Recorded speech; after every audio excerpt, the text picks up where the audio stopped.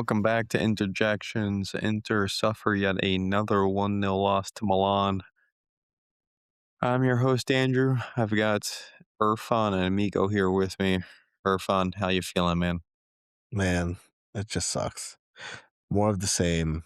It's just kind of like depressing performance overall. Um, but not entirely unexpected. But 7 points up. So I'm just gonna kind of hold on to that and see if we can kind of drag out the rest of the season to our Scudetto. But definitely doesn't feel great. No, it doesn't. Mikko, welcome to therapy. Yes, this is a bit like this same shit again, taste in everyone's mouth, and I don't know, I don't know. Let's try to do a deep dive into this ordeal yet again. Yep, and the real question is, where do you even start? Do we talk about the attack being unable to do anything against Allegri in 2 games this season? Do we talk about how every time we have the opportunity to put narratives to bed, we fold? It's just, it's so frustrating. And I'll start with the attack because that was the most disgusting part of the loss yesterday. It was the second half when Milan went full Allegri bunker mode. They weren't even trying, man. They were putting 11 men behind the ball, throwing the occasional cross to Leao on the counter, but they just dared us to break them down, and we couldn't. And it's really a mirror image of the first fixture where they scored a goal out of what was a half chance, and we finished the game with one shot on target. And we just had no ways to challenge Magnan. Like, we were completely toothless with like zero spirit, zero will to win. There was no point where I thought we were going to win this game after we conceded, and it was just, it was boring. Maybe we talk about the misses, and like, they hurt for sure, but it's hard to lament the missed chances when we created two real chances all game. It's not like it was just chance after chance after chance. We had two genuine chances all game. That's not the way this is supposed to be. And the Mkhitaryan one, I mean, it's not that surprising. We're on the counter. Milan know he can't shoot. They were worried he was going to pass the ball, so they followed Bonnie's run. And then Mkhitaryan had the common sense to keep going. But like, I mean, let's be real here, guys. Beating Magnan 1-on-1 requires a skill level that Mkhitaryan hasn't had since, Irfan was in college. It's just not there for him. Of course, Milan score immediately after the Mkhitaryan, miss, so it hurts more. But like, I never thought Mkhitaryan scores that. He doesn't score goals. The DeMarco mischance in the second half is the one that, makes me lose sleep at night because I expect better from him, and like, he needs to get that ball on targets. But that was it. I mean, those were the only two chances we created all game. Those were the only glimmers of hope this team had in them, and it was just a no-show performance. Defensively, we were fine. I mean, we there was a run in the second half, or the first half rather, where Milan looked really impressive and they were applying all the pressure to us. They were cutting through the defense a little too easily. But we held out. We withstood the pressure, and it was after the Mkhitaryan miss that we ended up conceding the goal. So it's just more of the same. Like, you can blame everyone. You can blame the players who continue to let us down these spots. You can blame Kivu for the substitutions. I think he made the situation worse with the substitutions he made. Taking Burrell off made no sense unless he was gassed. He was our best player in the second half, especially for Fertesi, who his usual 3 touches on the ball. I thought he waited way too long to put the youth on. So just the blame goes around. It, I don't know, man. It's just this. It's just really hard to keep getting on here and talking about dropping points to Milan for the seventh match in a row against them when each one is just becoming progressively more of the same. It started off, and this was kind of a unicorn event, but now, Allegri balled 2 matches in a row against these idiots who didn't even play well. I've got nothing. So, Irfan, break it down for me. Like, unfortunately, I feel like it's kind of the common refrain, right, for the whole season. It's just like a total lack of inventiveness and creativity in attack. What I thought was really telling was towards the end of the game, we were desperately looking for a goal, and Milan were in fortress mode, like you called it. And literally, the players just seemed so lost at times that if it was anything other than swinging the ball to the left side for either DeMarco or Bastoni or some sort of auxiliary midfielder there putting in a cross from the left side, there's almost nothing else that they could do. The only person that was even trying to create anything else other than the standard sort of swing it to the left was Dumfries, and he actually showed some intent and showed some spirit to try to like create something to get into the box to be a little aggressive. But otherwise, it was just more of the same. It was just so predictable, just so slow. No real movement, just like the same sort of slow attacking patterns. Desperately hoping someone could get a cross in, and it's so predictable. Like the defense was always set. They blocked cross after cross because they knew that was all we had, and it's just very frustrating to see a team do that. I thought both Pio and Bonnie were really disappointing. They had a big opportunity here to kind of, put their foot forward in a very important match. Like this is where, you kind of make a career out of things. This is where you kind of take a step forward and put your name in like the history books. And both of them I thought were kind of lacking. I thought Bonnie was especially sort of poor at times. Like his movement was good, but man, like he couldn't do much of anything controlling the ball. Like there's so many times where it looks like he just sort of missed a header or his timing was off or something. Pio was rather ineffective as well. But to me, again, it starts and ends with the midfield. Like Milan's midfield was stifling every single sort of attack that we could muster from the midfield. And it became another match of just sort of swinging it out wide and hoping DeMarco can put in some sort of cross or swinging it out wide to Henrique, who would like actually beat his man, but then would just have no idea what else to do. And he showed some good moves, showed some good dribbling, but then like the final product was just like never there. So it's just it's very frustrating. Like you watch this team, and the match against Como was sort of the same, though.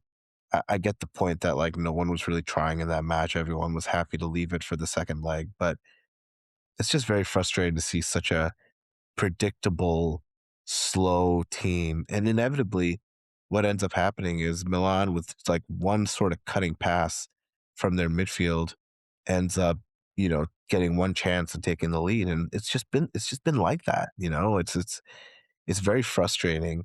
Um, I just think, honestly, I think that this team has reached its peak. Like I just don't see where we're gonna necessarily improve. I think the top players of ours have sort of cemented their legacy as sort of chokers. And the inability, forget about Milan for like a second, but the inability to like win any sort of big match, any sort of match where we're really tested, where we're not very clearly the superior team. The inability for them to like do anything, to create anything, like one moment of brilliance, like one moment of creativity is just so lacking that it's unbelievable. I really missed yesterday a healthy Hakan and a healthy Dumfries because I do feel like both of them give us a little bit of a different dimension in the attacking phase and sort of shore up the defense in the midfield.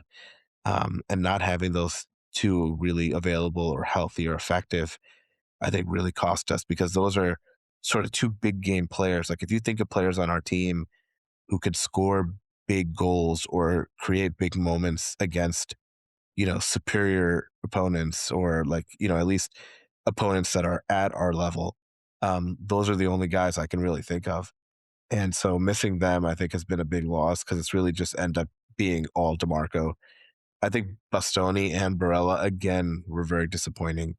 And I don't know what's up with those two guys, but they need some sort of like some sort of like a spiritual vacation or something, like go out to the desert and have some ayahuasca or something. I don't know, but they got to refine whatever it is, that competitive fire in them that like makes them able to execute in the clutch, because both of them have just been so lacking. So again, like nothing I have said hasn't already been said about this team, about this season. So it's just more of the same, unfortunately. And it's just really disappointing because we had a real chance to sort of put this season away. And I still think we'll win the Scudetto, but it's just a disappointing result, and it makes things way tighter down the stretch than they need it to be. Bonnie was Uh, awful yesterday. Like, if we're talking about the attack, like, he was horrendous. Pio was not good, but they're different types of players. Like, Pio requires a level of service where, like, you need to put in a good cross. Like, you need to create for him and give him chances. So I give him a little bit of a pass, even if he was also poor. But Bonnie was a disaster. Like, you need to be involved in the build-up play, man. You need to be able to control a ball and make a pass. And he gave us nothing. And maybe there's no point in singling him out because everyone played so poorly, but he was my worst player of the match for us. It was we miss Lautaro and Thuram, and I know they're both not in great runs of form against Milan, but we needed one of them today because this Bonnie Pio thing was a disaster. Go ahead, Miko. yeah, was about to comment. I have like a couple points about the attack and the defense. Let's I can continue with the attack. I also think that having Bunny there instead of, for example, Lautaro made like a insane difference. Like you guys pointed out, Bunny not being able to help almost in any point of the game drastically kind of brought us down in terms of the build-up play. He just couldn't provide this. He couldn't execute the tasks which are required for our forwards.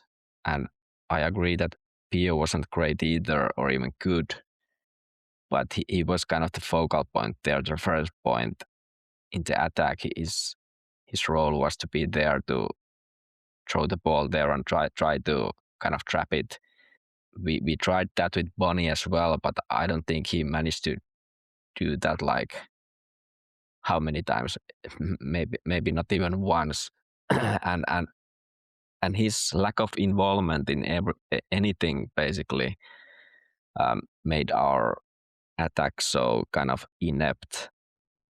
Uh, of course, when Milan is in the bunker mode, it's hard for any of our forwards then to kind of do anything, if we are honest.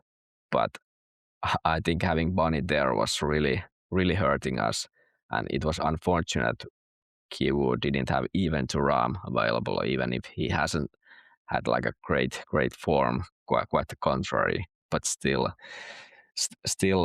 Bonnie was a bit like a big letdown there. I'm not kind of putting it all to him that it's his fault. He's a young guy coming from Parma. It's not like he's supposed to lead our attack in the derby, especially playing with another young kid coming from Serie B. So it's unfair. And there I would put the blame on the management not being able to provide Kivu this experienced fifth forward in these type of situations. Not saying some old guy would have turned this around, but it would have been able to maybe put us in a better position to try to score some goals uh, because Bonnie was like a black hole there in the pitch when ball was played or tried to be played to him, and that was really hurting us. Then I wanna comment on the defensive part of our game. Yes, I think we kind of fared fairly well there, but I think there are too many holes in our defensive mm, game as a whole. Uh, I remember it was already against Sassuolo, which we won like 5-0.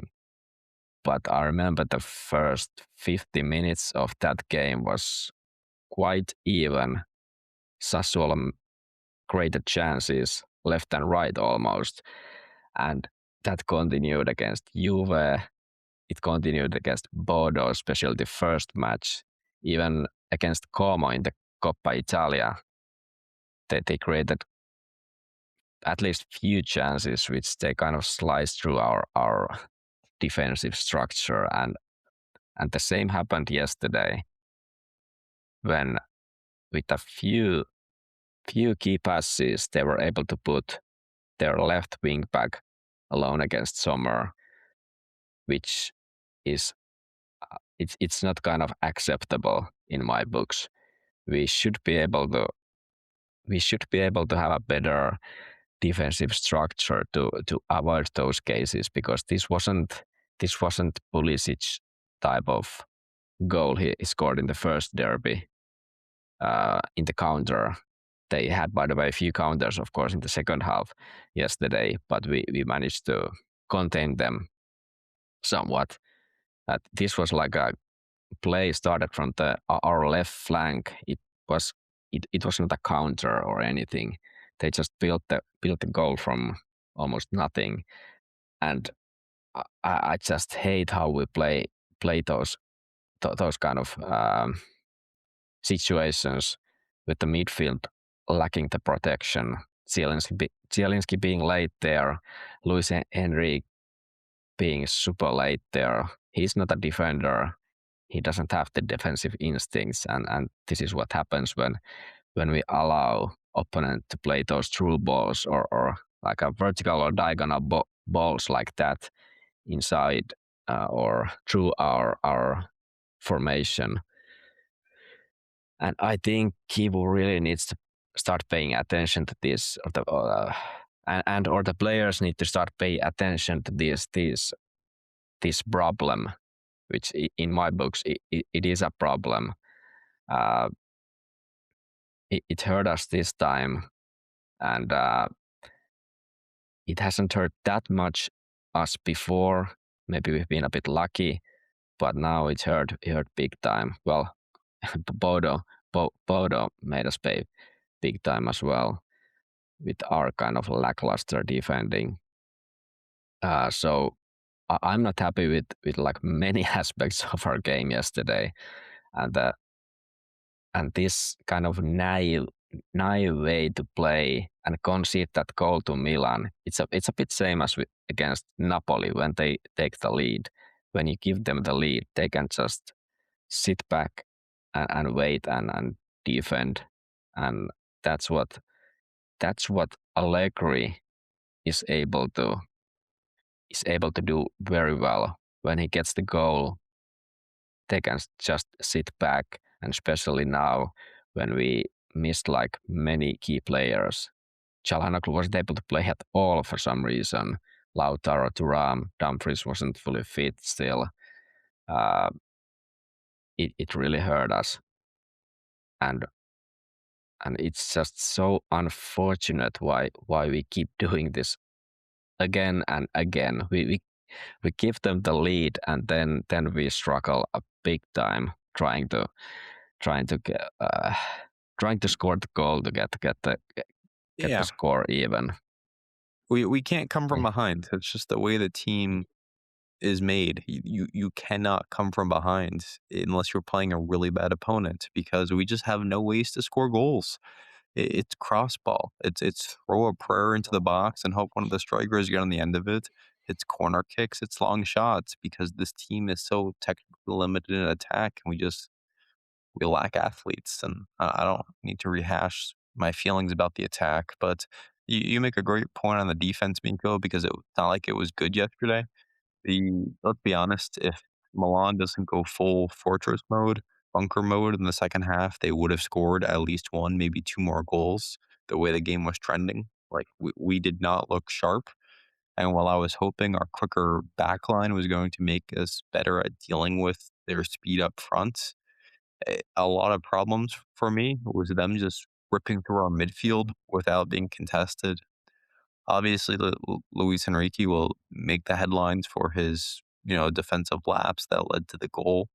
Has not the first time that has happened, but it, it was just such an interesting tactical thing from Milan where they were basically just like inviting us to get the ball over to the right flank, putting all their effort and pressure on DeMarco. And then as a result, we just kind of kept being forced to funnel the ball to the right side where we were out of ideas. We gave up the ball, and then Milan picked it up and quickly countered us, even in the first half. And, that's ultimately how they ended up scoring. So, And they had other chances after they scored too. Like couple times they were able to play it inside the box and then squared it on the center. And was it it, Salamakers who missed the big chance at the end of the first half? yeah, I think that there was some other shot as well, and it didn't look good at all how we handled the situation when they took the lead. Uh, Yeah, it was it's a no-show uh, performance, honestly, like, all yeah, around, it was yeah, just a yeah, badly played game. and Allegri mentioned after the game that they kind of, or was it Estepinian who mentioned that they kind of targeted Luis Henrique, that they knew that there's space behind him or between him and Bissek, and they tried those long balls there a few times, and then they found the way, or found that hole once in the first half, like truly found it, that we're able to score from there. But one quick comment on our attack or lack of that is that Allegri also did a good job by containing DeMarco, uh, because I think if he's kind of the MVP, our most important player at the moment or this season, and rightly so.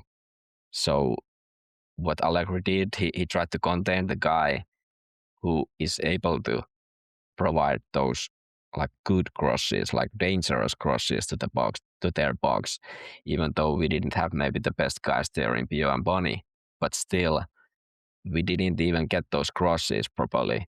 DeMarco wasn't able to cross freely there. Salmakers was on to him like the whole game, and he did a good job there to contain DeMarco.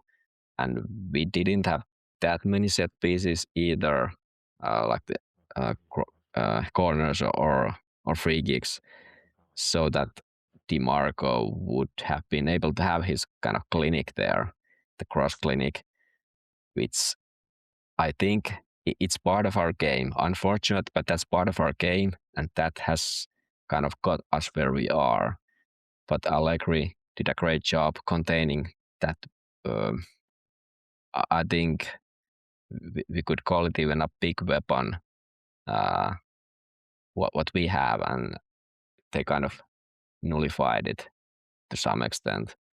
Yeah, and I think that's why Dumfries is so important for this team.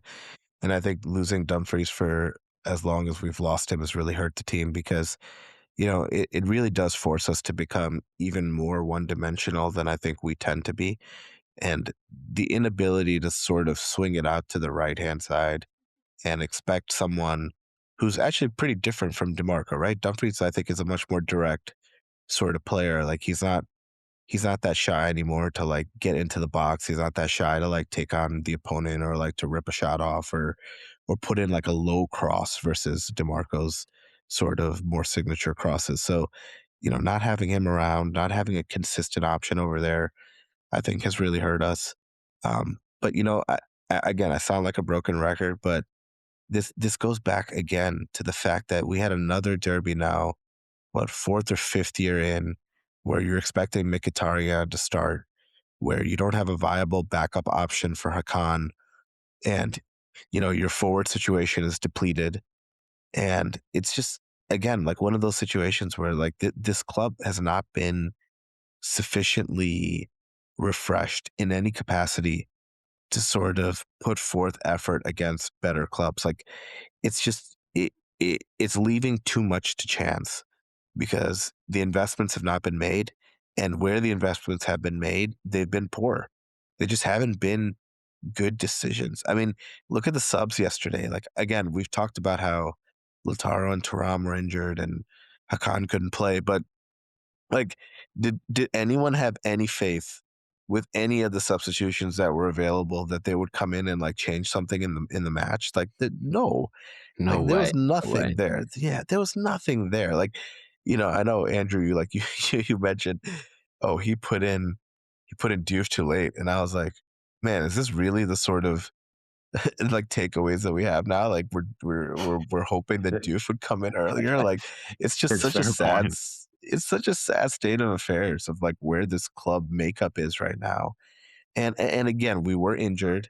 And so that is significant. It really is because outside of DeMarco, I've said this multiple times, like our best creative attacking options or bunker busting options in some way are Dumfries and Hakan, and not having them available really hurt us. I also think I wanted to get your guys' thoughts on, like, frankly, I know it's sort of cheap, but that was a very obvious penalty at the end, was it not? And I also do not understand why, when we scored, that goal was like blown dead. Like the other thing that really irritates me is for some reason, and I have no stats to back it up at all, but whenever I see this stupid ref's face, I keep thinking that we're gonna get screwed somehow, and maybe that's not been the case. But I swear to God, like there were certain things that were happening in this match where I was just like, wait, how is that not even worth another look? Or like, what did this guy just do? And those two plays definitely come to mind. Like, by the letter of the law, sorry, that would have been a penalty. Like the guy's arm was not attached to his side, and the ball totally hit him on the hand. And then the goal, like I don't understand why the whistle was blown and why that was blown dead. But I mean, I don't know. Yeah. Okay. I can comment first on the goal or the non-goal, and then the penalty. Um, I think he saw something in the penalty box and called it off. It was a bit late because the ball was flying already. So I don't know what was that about. Kind of, he was late with his call. So technically, I think it should have been free kick to Milan, or I don't know what was happening, or like why did he call it off? I think it was like you can't um, you can you can't give the goal there if he blows the whistle already before it's in the goal. But that was a bit weird. I agree that it was a bit weird case, but he blew the whistle before it went in. I think was it maybe Augusto whose back the ball bounced from his back when he was already kind of turned around to the ref, which was funny. But anyway, yeah, we don't wanna hear here we don't want to make excuses about the penalty. I agree that there can still be two things true at the same time. Like we played like complete shit, but at the same time, I think it should have been a penalty. I think at least VAR should have called Doveri to see the case, because I'm like totally sure Doveri didn't see anything. He wasn't in the angle to see that that touch to the arm of Richie. And I think it would have been a penalty if Doveri went and see it. I don't know why VAR didn't do it. There's of course these conspiracies, but the VAR, I think they fucked up there, because it wasn't like arm was close to the body. It was actually moving towards the ball. Richie tried to get the ball out of the way, but he was like way too late, and he touched the ball clearly when the arm was moving towards the ball. So according to the current rules we are seeing, like we lost the Scudetto because such arm moving towards the ball thing happened last season. Like, so it's a bit strange why they didn't give Dover even a chance to check it himself. It's like VAR made the decision and not the ref on the pitch. who should be doing the decisions. You know how I feel about this stuff. I couldn't care less.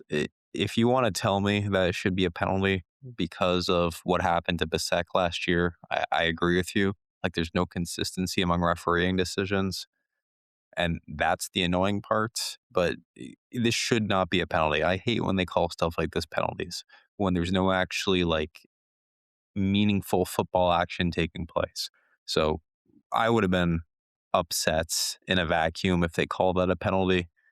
Obviously, we've been burned by this so many times, but I can't bring myself to care, man. Like, we did not deserve, like you said, Mikko, we did not deserve anything from that game.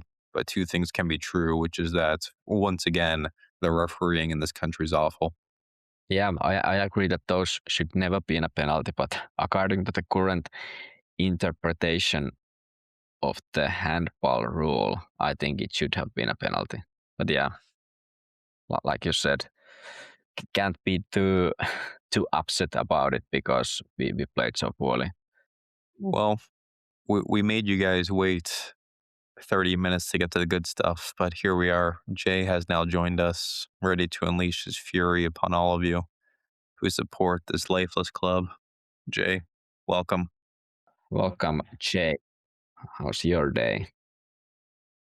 Evening, guys. I'm sorry for my lateness.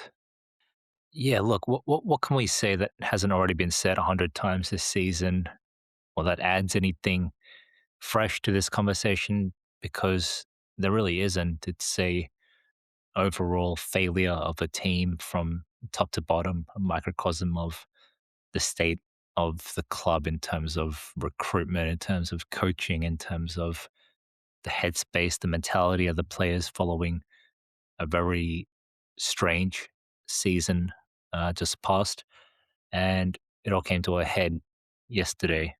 Again, just to focus on some players in particular, Pio, I think, look, there's such a long way to go for him to really hit some kind of elite level. I mean, he's pretty good for his age and for having only played one season in Serie B, but this is like Pio at 20 or 21 is not really the same as like Desiree Doué or Yamal at 2021, if you know what I'm saying. There are levels to this, and let's be real, Pio is not quite at that level and probably will never be at that level. In any instance, what he can do is improve his smarts, and like there's a fine line between, oh, look at this guy using his quote unquote intelligence to win free kicks and to win fouls, and get off the ground, mate. You're swimming at this point, constantly falling over and constantly asking for fouls which aren't being given. I thought it was so obvious, and I thought everyone would have found it so obvious that right from the first foul or lack of in the game, that Daveri was not giving anything yesterday. He was letting play go. He wasn't blowing for anything. And forget the handball for a second. Again, I agree with the way Andrew surmised it. But handball aside, I'm actually pleased that he was so liberal with the way he let play flow and the way he wasn't blowing for everything, even though there were things that were probably quite clearly fouls, like when Coney De Vinter just kind of he put his arms around Bonnie and just kind of hurled him to the side. Like that should have been a clear foul, and you saw the surprise on Bonnie's face. But point is, DeVere set that tone very early in the game, and it's like Pio didn't really identify that. He just kept playing as normal, as if it was just like a regular Serie A game with a ref going to give regular Serie A fouls, but that wasn't the case. And yeah, he just somehow failed to recognize that, and that really, really hurt him, and it really hurt us. And for all his strength, I was asking myself during the game, what is this guy's muscles purely cosmetic? Is this one of these like bodybuilders who's just like ripped from steroids but actually has no real strength comparative to his size? Because I was quite bothered with how easily he was put off his game, like we'd play a forward ball to him, and every time he'd go to trap the ball, there'd be a Milan defender in his back and just slightly putting him off with a bit of with like a half-hearted challenge, not necessarily to win the ball, but to just disrupt that forward ball into him, that forward pass to his feet. And every single time it had an enormous effect on Pierre. It would throw him off balance. It would cause his first touch to bounce wildly and for us to cough up possession in these transitions and in these forward passes. And he really made these pretty average defenders like Pavlovic and De Winter look like, like prime Chiellini here with how easily he let himself be nuzzled or muzzled rather. And as for his strike partner, it's funny, I alluded to Bonnie the other day or the previous episode about how ineffectual I found him, and everything bad about Thuram, I found myself saying about Bonnie. It was just so laissez-faire from him, his attitude, his just lack of urgency, his insistence on like trying to dribble people when the dribble wasn't on. It was just extremely poor. And as I mentioned last time around, if he doesn't find a way to hone his skill set into something that is tactically useful for the way a big team wants to play, he's never going to be anything more than what he is now, which is just some kind of wild card off the bench. Throw him in, he does his thing, and his thing is to put his head down and dribble and attack the goal. But he's not going to be a starting caliber player ever unless he learns how to find a way to fulfill a tactical role. So the less said about the forwards, the better. They were both dismal yesterday. I'd honestly give Pierre like a 4 out of 10, maybe 3 out of 10, and I'd give Bonnie a 2, if that. I don't really have much to say about the defense, to be honest. I thought Bastoni was his usual soft self, but even I was disappointed with how he just kept standing around and not really. He wasn't as enterprising going forward as I would expect from him. But again, I feel like that's an overall reflection of the team than him in particular. But another person I wanted to highlight was Luis Enrique. Guys, I'm fucking done with this player. I'm just straight up done. I've given up on him officially as of last night. His sheer refusal to cross was one of the most infuriating individual behaviors from any player that I've seen in any game in a long time.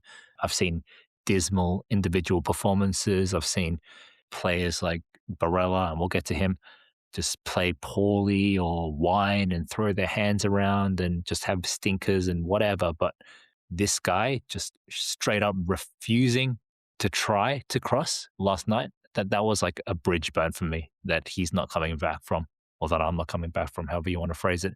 This player is fucking dead to me. I want him gone in the summer. I'm not kidding when I say play fucking Darmian for the rest of the season, because I do not care about all the good things that we've spoke about Luis Enrique recently. I said literally as recently as last week that he puts in like these, that he's improved, and now he's putting in these average 6.5 out of 10 level of performances. No, it's not enough.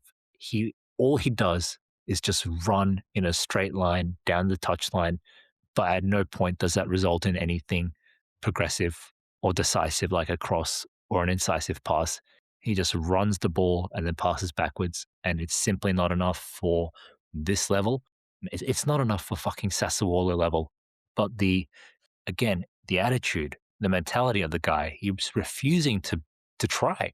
And that for me is unforgivable. So despite the fact that we've been praising his, incremental growth and his tidiness on the ball and his, willingness to get involved in the build-up and pass the ball out of tight spots, evade the pressing, all this kind of stuff, it means nothing if you're going to be in acres of space, one-on-one with a shitty defender like Estupinian, and you refuse to take him on. You refuse to try put the ball in because you're afraid of making a mistake, or you're afraid of like the cross not connecting. No. This guy has to go like now.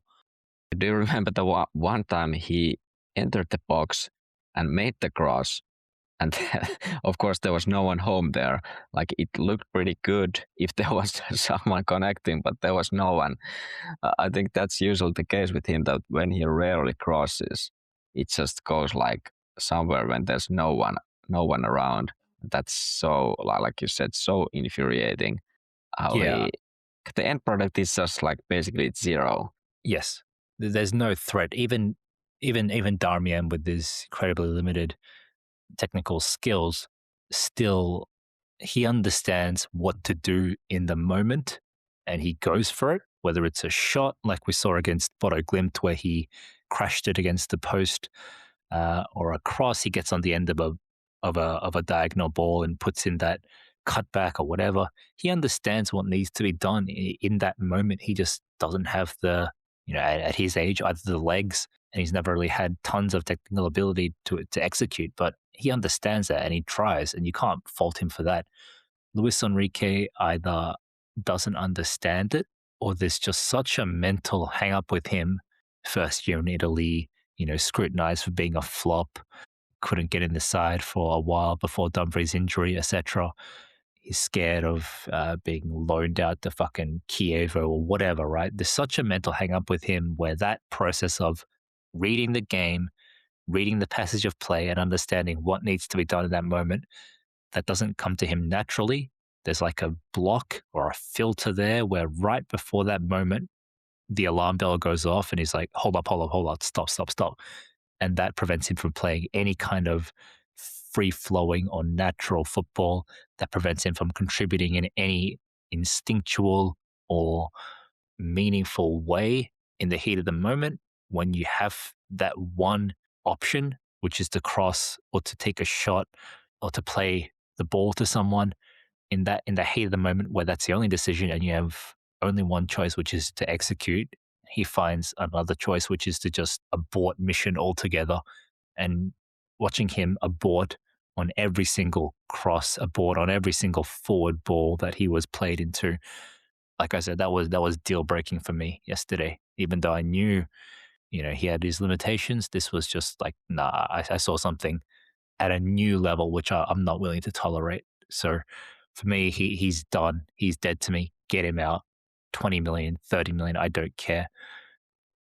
I will move on to Barella. I thought he had a shocking game for the first 50 odd minutes, and then there was this like weird 5 to 10 minute stretch from I think it was like the 50th or 55th minute, where all of a sudden it's like he flipped the switch and he just started playing like prime Barella again. Did you guys see this? Well, it's just me, but it kind of started with this random moment of defiance where he suddenly started aggressively pressing Estupinian in the corner and then crossed it in for that DiMarco chance. Do you guys remember that? Yeah. Just like that, he started playing like prime Barella for all of 10 minutes. And I was like, wow, maybe he's, had some weird mental flashback, some epiphany, and he's kind of got his shit together. It's a shame that cross didn't reach Bonnie, who was there for the free header. And it fell to DiMarco, and we'll get to DiMarco. But yeah, well, I don't know. It was a bit strange to me that Kivu took Barella off 5 to 10 minutes later, just when he started playing well for Fratesi of all people. I thought that was a horrendous tactical decision from Kivu. Yeah, Barella is. I don't know, man. I'm not gonna take those 10 minutes and say he's back, guys. He's back to his best. Obviously, that would be horrendously premature. But look, those 10 minutes that Barella put in from the 50th minute to the 60th minute or whenever he came off were probably the best 10 minutes he's put in 2 years, in my opinion. There was just something intense and natural and vibing and energetic and meaningful and intense and intentional about the way he was directing his anger and his frustration and his desire to make something happen, right? Which has been sorely lacking from him in the last season or so. But I think that's a good point to kind of transition to that whole general team desire and energy. I started off by saying that there's not anything new or fresh we can add to this, but I'm just so fucking ready for the season to be over, guys. I barely able to get myself to care about these details, like whether that was a penalty at the end or any of this kind of stuff, because these kinds of performances just taken it out of you. I think I really find that this team's mental funk is something that is really significant. I think it starts with a general sense of complacency from the top, a lack of direction from leadership, the fact that there is no leadership really in terms of the figurehead. Who's who is our figurehead? Is it Morata? It used to be Steven Zhang. It used to be Moratti. Uh, Now it's what, Catherine Ralph or something? Like, you know what I mean? Who is that person? Is it Zanetti? I don't think it is. Zanetti and Morata, these guys are a good kind of supporting cast for, um, for back in the day, like Morata for Agnelli, um, Morata with Steven Zhang.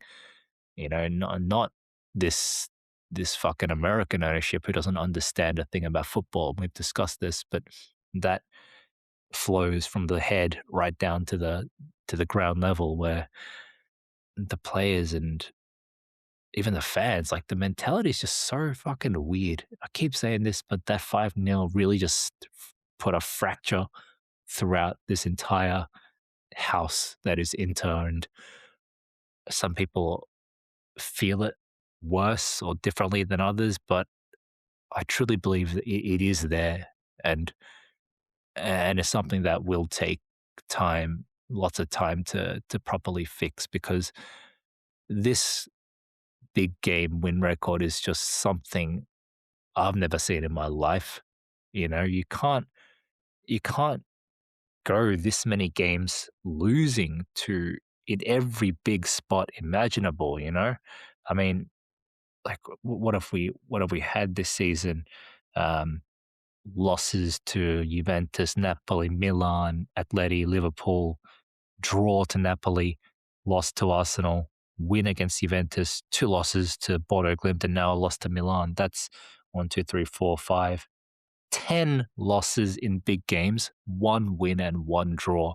It's worse than a 90% loss rate. Like, if you can't win, at least refuse to lose. At least refuse to give in and hang on for that one stubborn point, that one shitty draw. At least show a little bit of indignation and frustration and fight. But these guys, like I said, they're just so easy to let themselves succumb to losing.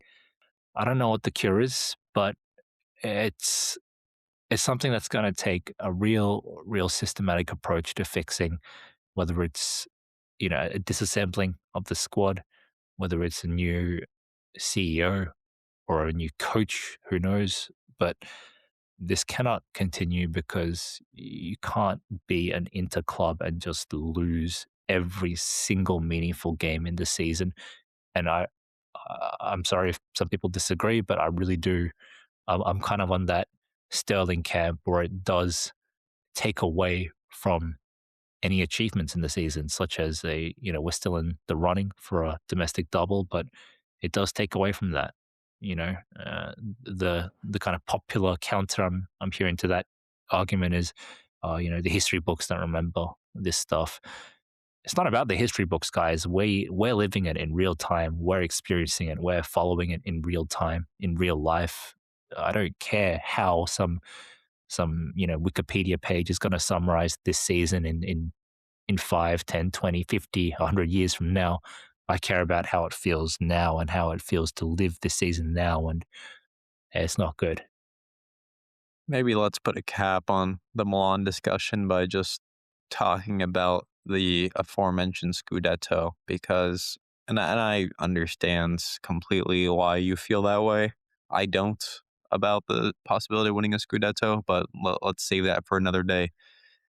We all know the situation now. 10 games left, 7 points up.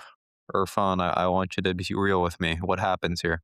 I think we'll win. We'll win out. I mean, win out in the sense that, like, I think we have enough left to win the Scudetto.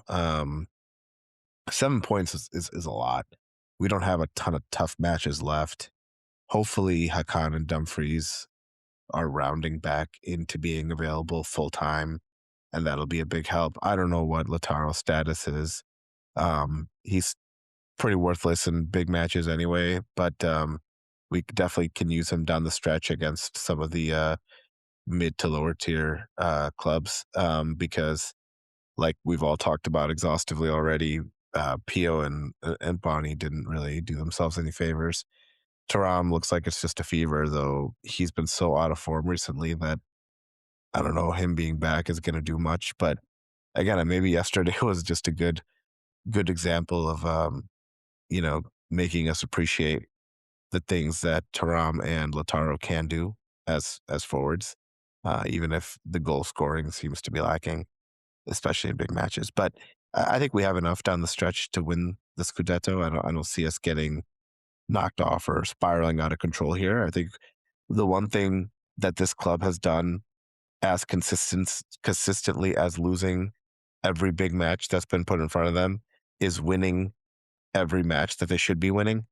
And so I think that'll continue. Only 10 matches left. I think we have enough, especially now that we're out of the Champions League. I think we have enough to hold on and get the Scudetto. I don't think it'll even really end up getting too close, to be honest. So I'm still feeling very confident. Yeah, I Mikko, think, similar thoughts. yeah. I'm also not that doom and gloom in sense of the big matches hurt that they really do, but I think at least I will forget them when we get back to the kind of the groove. We keep playing matches week in week out. Now just one per week, which will help as mentioned. And the predictions is one thing. Will we win or not? 7 points is a lot. 10 points would have been nice. 30 points would have been like almost secured Scudetto. But kind of a silver lining is that there's still a lot to play now when it's so-called just 7 points. So there are like really meaningful matches now, and we don't have so-called big matches anymore, which is nice because we won every opponent we have left during the season. So there's kind of a precedence already what we can do. Another question is that can we do it? Can we do it again? We don't need to probably win 10 matches or well, we don't need to win 10 matches because the difference is 7 points. Milan's going to But drop points, is your point. yeah, that too. It's very unlikely Milan will get 30 points from now on. So because how they've played this season, I don't think they can switch on suddenly so that they keep racking up points in the like they can't get the max points. It's not gonna happen. So I'm kind of fairly confident, but there is always this looming thing in your mind that what if those matches will be kind of nerve wracking unless we score a few goals at the start. That's how it goes. Even those so-called small matches. So it's going to be interesting the rest of the season, like how we handle the pressure. I think the pressure will be big now because we lost this one and gave the lifeline to Milan, even though it's a thin lifeline, but it's still there now. So we need to kind of keep up our regular way of doing or playing against these a bit smaller teams. But to mention that we are playing Atalanta on Saturday. They by the way play against Bayern. Yeah, we're the or sandwich yeah, match for them between their yep. Bayern fixtures. So that should help us. And then we have, I believe is it Fiorentina or Roma? I think Which it's one is it? Fiorentina. But yeah, let's talk quickly about Atalanta because we Yeah, played them this week, and I think you nailed it in that this will show us what we are. If we go out and we lose or drop points to Atalanta next weekend, then this thing's in total free fall mode, and like we're seriously talking about choking away a Scudetto. But if we go out and we take care of business next weekend against a good Atalanta side, then I think we know what we're working with, which is, yeah, we're going to go out, we're going to beat the teams we're supposed to beat, we're going to get the Scudetto done, and that will be that. So it's a tough. I mean, you're hosting Atalanta at home. It's a fixture we've dominated in recent years. It still feels like it should be tough on paper, but this Atalanta team has also been in a free fall ever since they overturned the game against Dortmund. They haven't won a game since then. Really, the hope here is that you need them to put in a very strong performance against Bayern midweek. And if they give themselves some false hope, if they beat Bayern or they draw Bayern and they feel like they can overturn it in the second leg, like that will be big for us. Worst case scenario is you come out and Bayern blast them 4-0, so they mailed in for the second leg. So this will be the ultimate test for us, in my opinion. If you beat Atalanta, you're probably still good. If you lose, it's time to panic. So, Irfan, Atalanta prediction, please. Yeah, I'm gonna go with a 1-0 win. I think we'll do just enough to win and bounce back and right the ship. And I'll give the goal to Zelensky. Jay, Atalanta prediction. I don't want to predict. I'm in the same boat as you mentioned, or I agree with the way you can approach this. As you say, if we come out and win, it's further evidence, and that's what the historical evidence suggests we'll do. That we will not be impacted by our 10th humiliating big game loss this season, our 10th pathetic display in a big spot this season. We will somehow not be bothered by it. We'll just dust ourselves off completely shamelessly as if nothing happened and continue going about our business, which is to beat the sides that we are bigger than and should be beating. On top of that, Atalanta's record against us is what, like 10 consecutive losses or something? Maybe even worse. So the historical evidence suggests that we should do exactly that, take care of business. But doesn't every one of these, but it doesn't get easier with all these, even though at this stage we're used to these fucking loser ass performances in the big spots, it doesn't get easier, right? To just move on and be like, oh, we'll be fine for next game, even though we've seen it happen now 10 times.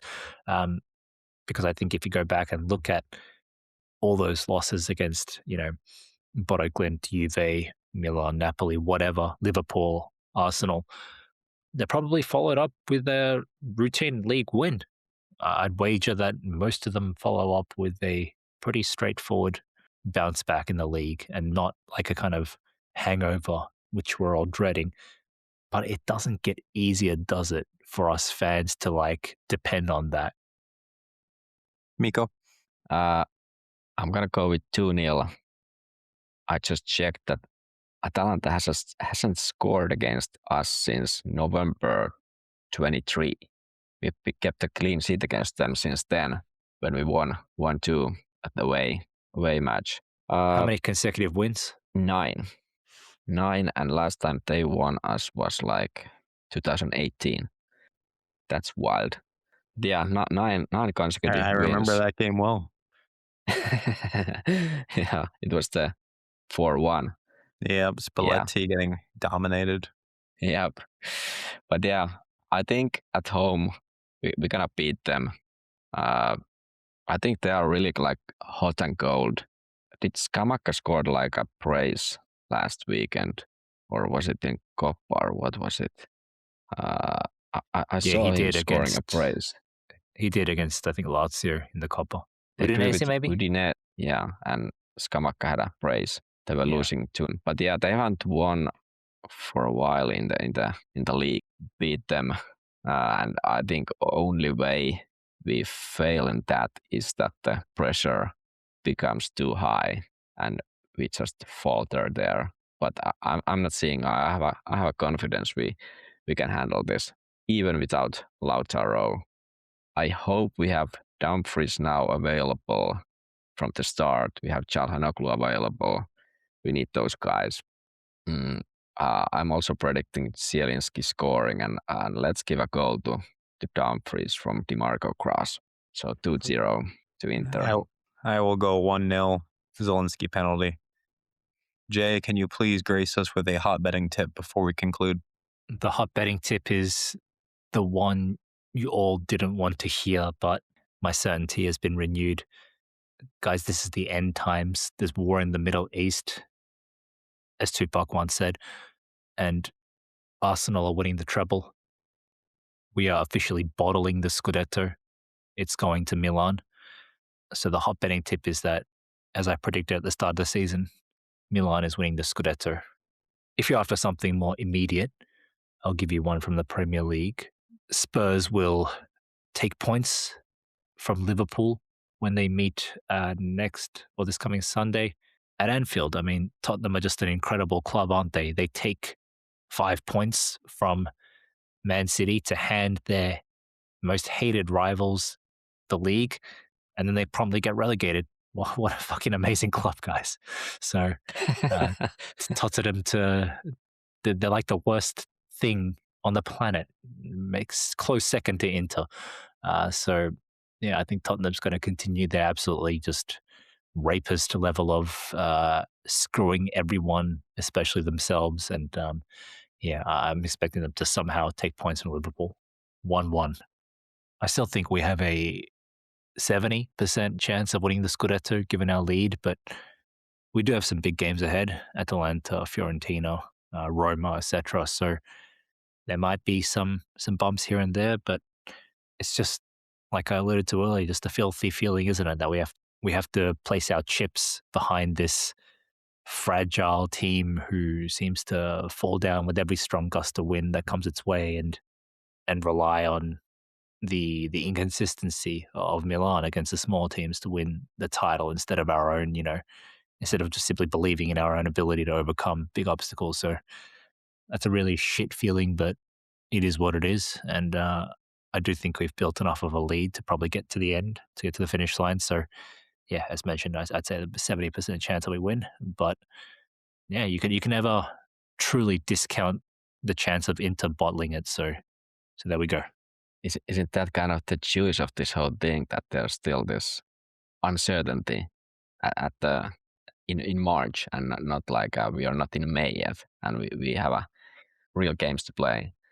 Perhaps, but given where we are, given where we could be, it's a bit of a tough pill to swallow. Yeah, I see. All right, we'll wrap it there. Mikko, please take us away. Forza Inter. I guess.